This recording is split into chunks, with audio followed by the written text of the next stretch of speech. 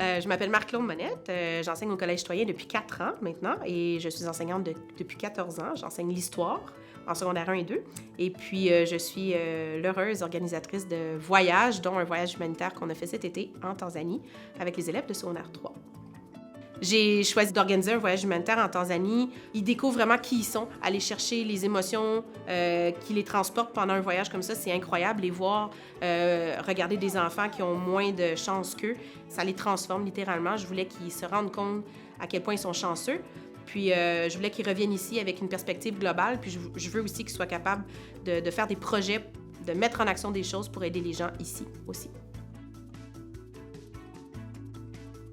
Alors, si je vous dis une anecdote là, qui a marqué notre voyage, si je vous dis « Get loose! » Get loose. Get loose! Get funky.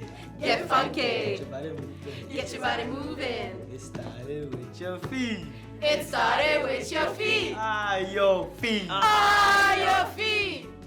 Le voyage humanitaire, ça servait entre autres à aller aider à bâtir une école. Donc, le système du mouvement uni, le Me Too en anglais, c'est que ce sont des écoles à relais de partout en Amérique du Nord, en Europe, qui se relaient justement dans un village donné pour aider le système d'éducation à être bâti. Donc, nous, on est arrivés, puis il n'y avait pas de plancher encore. Alors, on a dû tout fabriquer à partir du début, fabriquer le ciment à la main, à partir de roches, de sable et d'eau, de brouettes et de pelles, sans électricité, avec peu d'eau.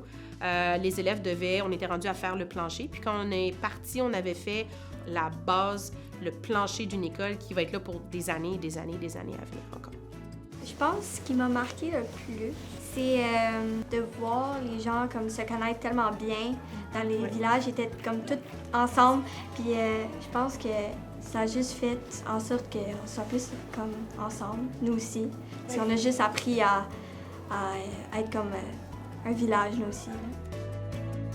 Donc, en constatant la qualité de l'eau en Tanzanie, nous, on compte dédier du temps et de l'argent pour faire la construction d'un nouveau puits qui serait capable de durer de plusieurs générations futures. Fait que ça serait vraiment le fun si on était capable de concrétiser ce projet-là jusqu'à la fin de l'année.